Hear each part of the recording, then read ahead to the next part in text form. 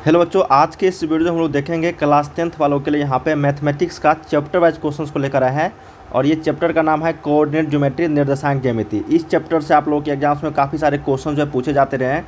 अगर आप भी क्लास 10th के छात्र और आने वाले बोर्ड परीक्षा में अगर शामिल होंगे तो ये वीडियोज आप सभी के लिए काफ़ी इंपॉर्टेंट होगा। और ये सारे क्वेश्चन बिहार बोर्ड के द्वारा जारी न्यू पैटर्न पर आधारित होंगे। जितने भी आप लोगों को MCQ टाइप क्वेश्चन पूछे जाते हैं उसी पैटर्न पे ये सारे क्वेश्चंस आप लोग को यहाँ पे बताए जा रहे हैं। ठीक है, तो चलिए हम लोग सभी क्वेश्चंस को देखेंगे पूरे डिटेल्स में। अगर इस तरह के प्रश्न आप सभी के एग्जाम्स में आएंगे तो आप लोग बिल्कुल नहीं छोड़ोगे। वीडियो को अंत तक सारे देखना, वीडियो को लाइक कर लेना, चैनल को सब्सक्राइब करना और इसी तरीके के नए वीडियोज़ को पाने के लिए बेल आइकन को जरूर प्रेस कर देना। तो चलिए हम लोग यहाँ पे शुरू करते हैं। ठीक है, और ये काफ़ी सारे क्वेश्चंस का अगर आप अपने मोबाइल स्क्रीन पे प्रैक्टिस सेट करना चाहते हो घर बैठे, तो ये वेबसाइट है starkstudy.com। गूगल पे लिखना, लिंक आपको वीडियो के डिस्क्रिप्शन में दे दूंगा या फिर गूगल पे जाके आप लोग सर्च कर सकते हो। चलिए हम लोग बिना किसी तरीके पहला प्रश्न की ओर बढ़ रहे हैं। ये सारे क्वेश्चंस बिल्कुल न्यू पैटर्न पे है और ये सारे के सारे बिहार बोर्ड में पूछे गए हैं प्रश्न हैं और इसी तरह के प्रश्न आप लोगों के एग्जाम्स में आते रहे हैं। और ये नियामक ज्यामिति आप लोगों के लिए क्यों इंपॉर्टेंट है यहाँ पे देख सकते हो। मैथमेटिक्स का आप लोगों के लिए पैटर्न जो जिस कौन से टॉपिक से कितने प्रश्न पूछे जाते हैं, तो देखो नियामक ज्यामिति से 10 नंबर के प्रश्न पूछ जाते हैं और दुगुने विकल्प के साथ क्वेश्चंस आ रहे हैं। तो इसका मतलब 10 नंबर के जगह पे 20 नंबर मार्क्स जो है आप आसानी से प्राप्त कर सकते हो, क्योंकि दुगुने क्वेश्चंस रहेंगे। तो आप हो सकता है वो 10 के बदला में 20 क्वेश्चंस रहेगा, तो 20 का 20 आप लोग नियामक ज्यामिति, निर्देशांक ज्यामिति से ही बना सकते हो। ठीक है, पहला प्रश्न हमारे पास है। पहला प्रश्न को देखते हैं। यहाँ पे कहा गया है कि बिंदु 2, -5 किस चतुर्थांश में स्थित है। यही हमारे पास प्रश्न है बच्चे कि बिंदु 2, -5 किस चतुर्थांश में स्थित है। देखिए, मैं आप लोगों को चतुर्थांश के बारे में थोड़ा सा बता दूं। ये x होता है और ये y कोऑर्डिनेट होता है।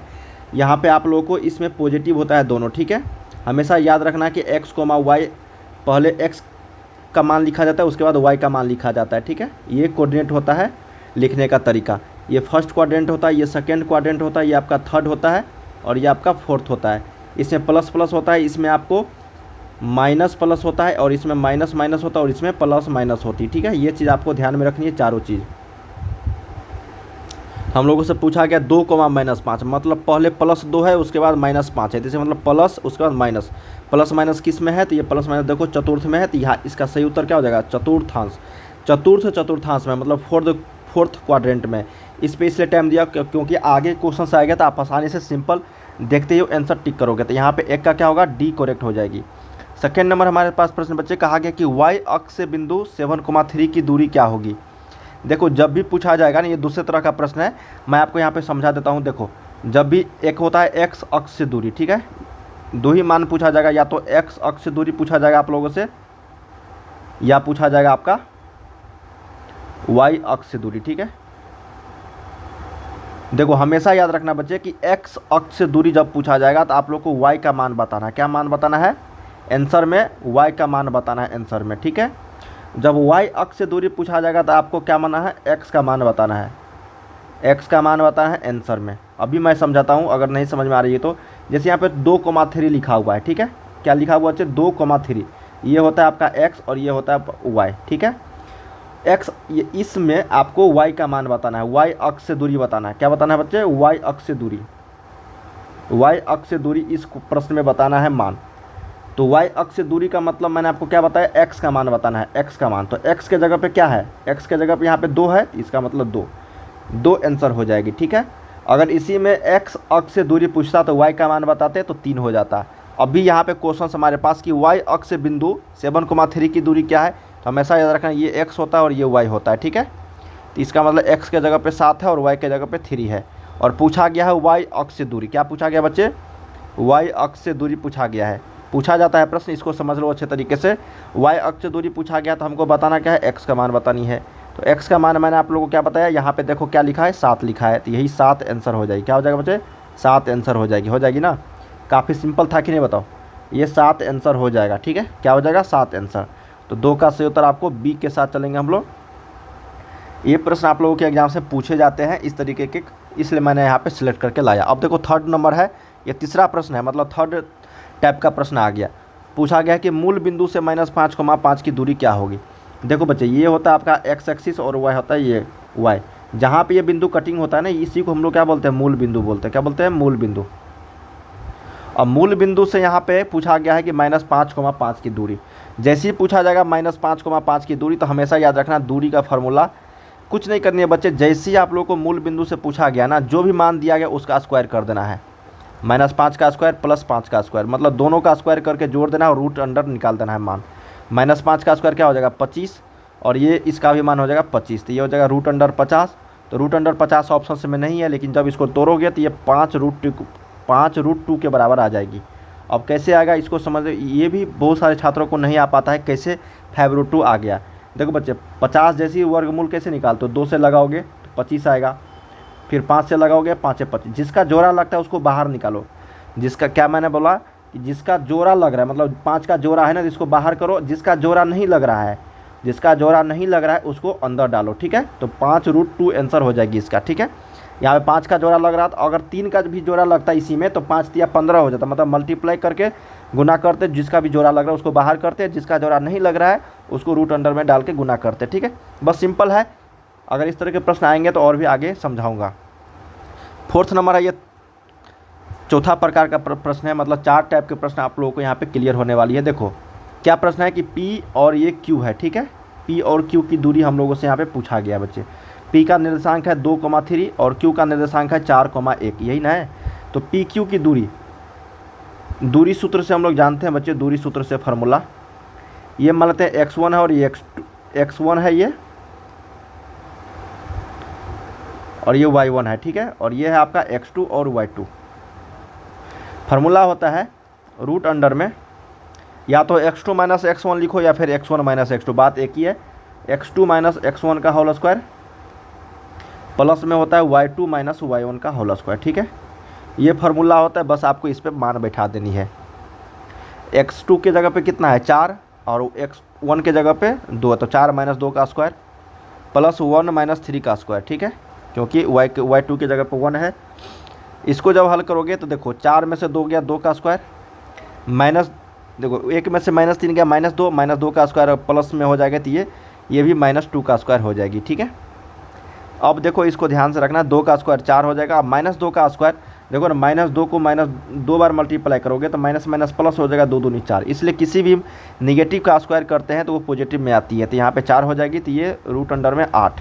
अब रूट अंडर 8 का यहाँ पे मान नहीं है ऑप्शंस में, हालांकि यही आंसर होगा।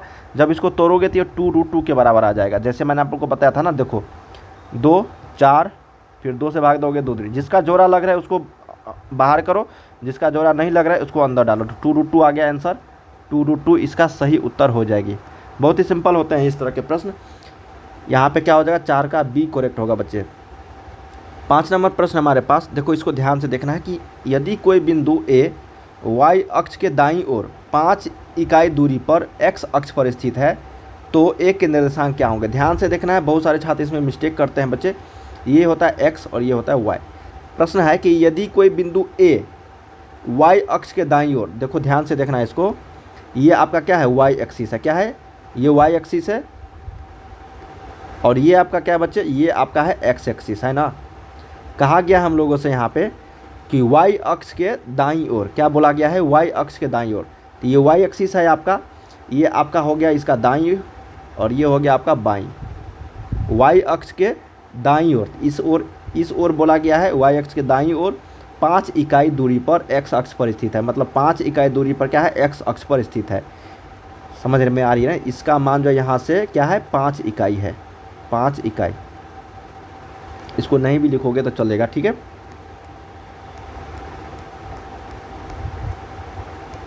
ये 5 है। अब इसका निर्देशांक जैसे ही लिखोगे बच्चे कि x अक्ष पर स्थित है तो A के निर्देशांक क्या होगा, ये है A, ठीक है। A बिंदु है कोई जो y अक्ष के बाईं ओर 5 इकाई दूरी पर x अक्ष पर स्थित है, तो A के निर्देशांक x अक्ष पर हमेशा याद रखना y का मान जो होता है वो 0 होता है। x अक्ष पर y का मान क्या होता है 0। तो ये 5 पहले से है और हमेशा कोऑर्डिनेट लिखते हैं x, y में। x का वैल्यू यहाँ पे 5 है और y के जगह पे क्या है वह 0 होगा। यहाँ पे सही उत्तर हो जाएगा 5,0। क्या हो जाएगा बच्चे 5,0 इसका निर्देशांक जो है वो हो जाएगी। आगे इस तरह के प्रश्न और आएंगे तो मैं आपको बताऊंगा। ये सिंपल प्रश्न होते हैं, बस आपको समझना रहता है कि क्या आखिर हम लोगों से पूछा क्या गया है, ठीक है बच्चे। चलिए अगला देखते हैं 6 नंबर। देखो प्रश्न हमारे पास कि यदि बिंदुओं A 6,5 और B 4,y को मिलाने वाले रेखाखंड का मध्य बिंदु इतना है तो y का मान, देखो ये है A और ये B है, ठीक है। ये 6,5 है और ये 4,y है।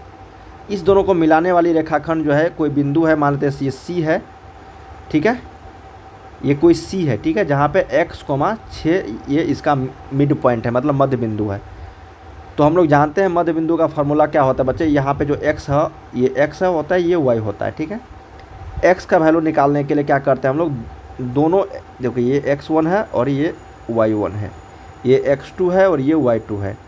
तो फार्मूला होता है x का मान निकालने का मध्य बिंदु का x1 प्लस x2/2 और y का मान होता है y1 प्लस y2/2, यही होता है फार्मूला, ठीक है। बस हमको x के जगह पे x है यहाँ पे तो x लिखेंगे, x1 के जगह पे 6 है और x2 के जगह पे 4 है, बटा 2 करेंगे, 6 + 4/2 तो ये 5 हो जाएगी, ठीक है। अब y का वैल्यू निकालेंगे हम लोग, देखो y का वैल्यू निकालेंगे तो y के जगह पे है 6 और y के जगह पे यहाँ पे क्या है 5 है और यहाँ पे y है और यहाँ पे क्या हो जाएगा 2 बराबर 6 हो जाएगा। ये इसको जब हल करोगे तो 5 + y बराबर हो जाएगा 6 दूनी 12, y का वैल्यू हो जाएगा 12 में से 5 गया आपका 7, क्या हो जाएगा बच्चे, ये 7 आंसर हो जाएगा इसका। काफ़ी सिंपल था, बस आपको समझाने के लिए मैंने बताया बच्चे किस तरीके से आपको बनाने हैं। सही उत्तर 6 का डी करेक्ट होगा। 7 नंबर देखते हैं, किसी त्रिभुज के शीर्ष बिंदुओं के निर्देशांक 4,6, 0,4 और 5,5 है, तो इसके केंद्रक के निर्देशांक क्या होंगे। केंद्रक बहुत ही सिंपल होता है, इसको ध्यान से देखना है आप लोगों को, ठीक है। ये मानते हैं कि बच्चे कोई त्रिभुज है, क्या है ये त्रिभुज है, ठीक है। इसका निर्देशांक दिया गया है ए, बी और सी। इसका निर्देशांक है 4,6, इसका निर्देशांक है 0,4 और इसका निर्देशांक है 5,5 और केंद्रक यहाँ पे मान लेते हैं बी है और इसका निर्देशांक है x, y। मान लेते हैं जी है इसका केंद्रक, तो बिंदु जी जो है यहाँ पे x, y, इसका हम लोगों से पूछा गया है केंद्रक का निर्देशांक। तो हम लोग जानते हैं x बराबर होता है यहाँ पे x1 plus x2 plus x3/3, y बराबर होता है y1 plus y2 plus y3/3, ये फार्मूला होता है, ठीक है। और ये आपका x1 होता है, ये y1 होता है, ये आपका x2 होता है, वो y2 होता है और ये आपका x3 होता है, वो y3 होता है। बस आपको x का मान निकालें, इसको और इसको जोड़ देना है, तो 4 + 5, 4 + 0 + 5 बटा में 3, 3 से भाग देना है ना, तो 5 4 9 3 होगा। y का वैल्यू निकालनी है तो 6 4 10 5 15 बटा में 3, तो हो जाएगा 5, मतलब x, y का जो वैल्यू होगा वो 3,5 हो जाएगी। क्या हो जाएगा बच्चे 3,5, यही इसका आंसर हो जाएगा 7 का बी। ध्यान से देखना आप लोगों को सभी प्रश्नों को किस तरीके से बनाना है। आप लोगों के एग्जाम्स में काफ़ी सारे प्रश्न बच्चे पूछे जाते हैं इस तरीके के। अगर आप सच में सीखना चाहते हो तो इस तरह के प्रश्न को आसानी से आप लोग बनाओ, काफ़ी सारे प्रश्नों को, ताकि आपको रिवीजन जो है वो हो सके, ठीक है। अगला है कि यदि किसी त्रिभुज के शीर्षों के निर्देशांक इतना है तो त्रिभुज का क्षेत्रफल क्या होगा। तो त्रिभुज का क्षेत्रफल निकालने के लिए आपको फार्मूला पता होनी चाहिए बच्चे कि फार्मूला क्या होता है, ठीक है। देखो मान लेते हैं ये कोई त्रिभुज है, ए है और बी है और ये सी है। इसका निर्देशांक a,0 है और इसका 0,0 है और ये 0,b है। फार्मूला होता है, याद रखना है, x1 y1, x2 y2, x3 y3 होता है ना। फार्मूला होता है 1/2 इंटू x1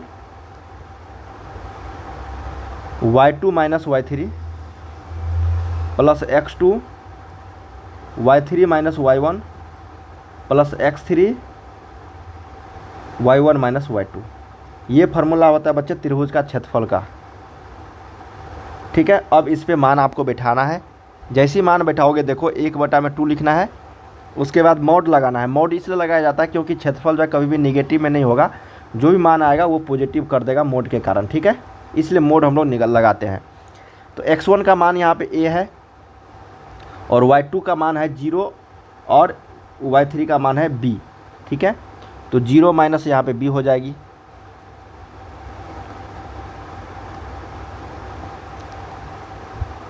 एक बटा में 2 क्या था, ये x1 के जगह पे a है और y2 के जगह पे आपका कितना बच्चे 0 माइनस b। बहुत ही शानदार प्रश्न है, बहुत सारे छात्र इसे मिस्टेक करते हैं, ध्यान से देखना आप लोग को। x2 के जगह पे 0 है, कुछ भी रखोगे तो 0 ही मान देगा, इसलिए हम लोग यहाँ पे क्या करेंगे, मान जो है इसको नहीं रखेंगे, ठीक है। 0 में किसी से गुना करेंगे तो 0 ही होगा। प्लस x3 में, x3 के जगह पे भी 0 है, इसको भी 0 से मल्टीप्लाई करेंगे किसी भी संख्या में तो 0 ही होगा। इसलिए इसको हटा देना है। 1/2 ये हो जाएगा a गुने 0 0, अब माइनस में ए बी हो जाएगा। क्या हो जाएगा बच्चे, माइनस में ए बी। अब बताओ माइनस यहाँ पे आ गया, ये क्या हो गया, माइनस में आ गया, इसलिए इसको पॉजिटिव कर देगा मोड। 1/2 गुने ए बी हो जाएगा यह, तो ये हो जाएगा 1/2 ए बी, जो इसका सही उत्तर है ऑप्शन नंबर बी। काफ़ी शानदार प्रश्न था, बस आपको ये फार्मूला याद होनी चाहिए, ठीक है, त्रिभुज के क्षेत्रफल निकालने का आपको बन जाएगा। 9 नंबर है कि एक त्रिभुज जिसके, अब इसका भी क्षेत्रफल है, अभी जस्ट आपको क्षेत्रफल निकालनी है। ये x1 है, ये y1 है, ये x2 है, ये y2 है, ये x3 है और ये y3 है बच्चे। फार्मूला क्या बताया, 1/2 ये क्षेत्रफल है, 1/2 x1 तो 5 y2 माइनस y3 तो 0 माइनस 4, ध्यान से देखना है, प्लस x2 8, 4 में से 0 गया 0, ठीक है, प्लस 8 0 में से गया 0, यही ना फार्मूला था बच्चे। मैं एक बार और लिख देता हूँ, ध्यान से रखना है, x1 y2 minus y3 plus x2 y3 minus y1 plus x3 y1 minus y2। ध्यान रखना है, जब x1 लिख ले रहे हो तो आगे का लिखना है y3 y में y2 और y3। जैसे x2 लिख दिया तो x का मान यहाँ पे y2 नहीं रहेगा, y3 और y1 आएगा, ठीक है, x3 y1 y2। बस आपको इसको सोल्व कर दो बच्चे, क्या आएगा देखो, 1/2 5 माइनस 20 प्लस 8 चौके 32 और ये प्लस मल्टीप्लाई करोगे 0 में से 0 तो ये 0 ही देगा, इसलिए ये 0 हो जाएगा, ठीक है। अब इसको ध्यान से देखना, 1/2 32 में से 12 20 गया 12, तो 1/2 गुने 12 इसका वैल्यू 6 आ जाएगा। क्या हो जाएगा, 6। ऑप्शन नंबर आपको 9 का 1 करेक्ट हो जाएगा। 10 नंबर है कि निर्देशांक अक्षों के प्रतिच्छेदन बिंदु को कहा जाता है। देखो निर्देशांक अक्षों के जो भी प्रतिच्छेदन बिंदु होते हैं, जैसे x और ये y है, तो इसको हम लोग बोलते हैं मूल बिंदु। क्या बोलते हैं, मूल बिंदु, जो आप लोगों को पहले ही मैंने बता रखा है। ये क्या होता है बच्चे, मूल बिंदु इसको बोलते हैं। तो यहाँ पे 10 का सी करेक्ट हो जाएगी। 11 नंबर देखते हैं, बिंदु -6 को -8 किस पाद में स्थित है, किस चतुर्थांश में स्थित है। ये पहला ही प्रश्न था। ये x, ये y, इसमें प्लस प्लस, इसमें माइनस प्लस, इसमें माइनस माइनस, इसमें प्लस माइनस। देख लेते हैं, माइनस और माइनस है तो ये इसका मतलब ये थर्ड पाद में, किस में है, तृतीय पाद में। 11 का सी करेक्ट हो जाएगी। 12 देखते हैं बच्चे कि मूल बिंदु से इसका दूरी क्या होगी। क्या बताया था मैंने कि जब भी मूल बिंदु से दूरी पूछा जाएगा, दोनों का स्क्वायर कर देना है। साइन स्क्वायर थीटा प्लस में हो जाएगा कॉस स्क्वायर थीटा। अब बच्चों sine square theta plus cos square theta का वैल्यू क्या होता है, 1, तो √1 का वैल्यू 1 आएगा। ये 1 कहाँ से आया पता है ना, क्योंकि हम लोग जानते हैं त्रिकोणमिति से sine square theta plus cos square theta का वैल्यू 1 के बराबर होता है, ठीक है। सही उत्तर 12 का बी करेक्ट होगा। 13 नंबर देखते हैं बच्चे, क्या प्रश्न है कि y बराबर 8 का आलेख निम्नलिखित में से किस बिंदु से होकर नहीं गुजरेगी। ध्यान से देखना, देखो x y, जब भी बोला गया y बराबर 8 तो मान लेते कि y का मान 8 यहाँ पे है, तो 8 जो यहाँ पे है बच्चे, तो देखो y का जो y बराबर 8 है उसका आलेख पहले x, y लिखाता है। x के जगह पे कुछ भी, x के जगह पे तो 0 होगा, लेकिन y के जगह पे क्या होगा, 8 होगा, ठीक है। जब भी y बराबर 8 का आलेख निम्नलिखित में से किस बिंदु से होकर नहीं गुजरेगी, नहीं गुजरेगी बच्चे बोला गया है ना,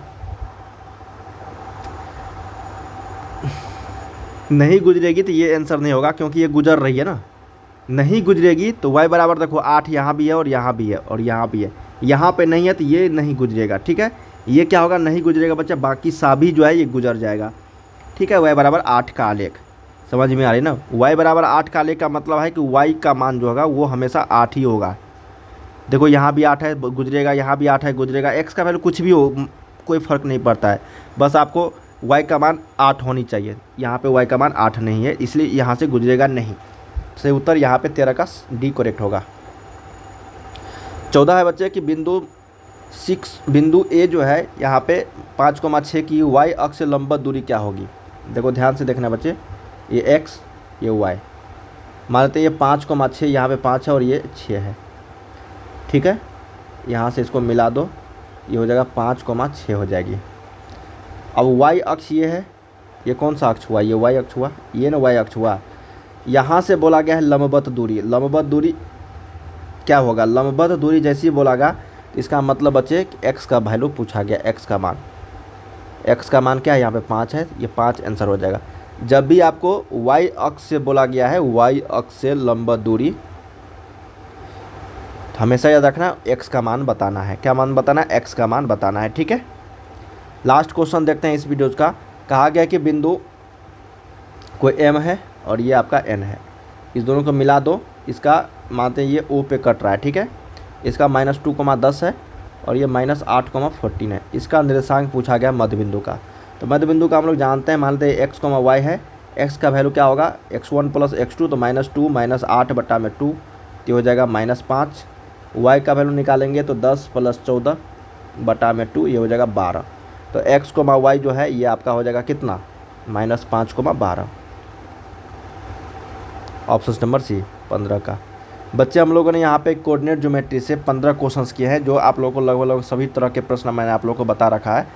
दूरी सूत्र भी बता दिया, त्रिभुज का क्षेत्रफल भी बता दिया, निकाला, मध्य बिंदु निकाल दिया, उसके बाद केंद्रक भी निकाल दिया, निर्देशांक भी बता दिया, वाई अक्ष से एक्स अक्ष का मान, ये सारी चीज़ों की जानकारी मैंने आप लोग को इस वीडियो में बता दिया।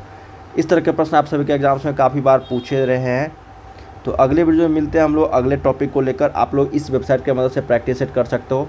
मिलते हैं अगले वीडियो में, तब तक आप लोग पढ़ाई करते रहिए। बाय बाय सभी को।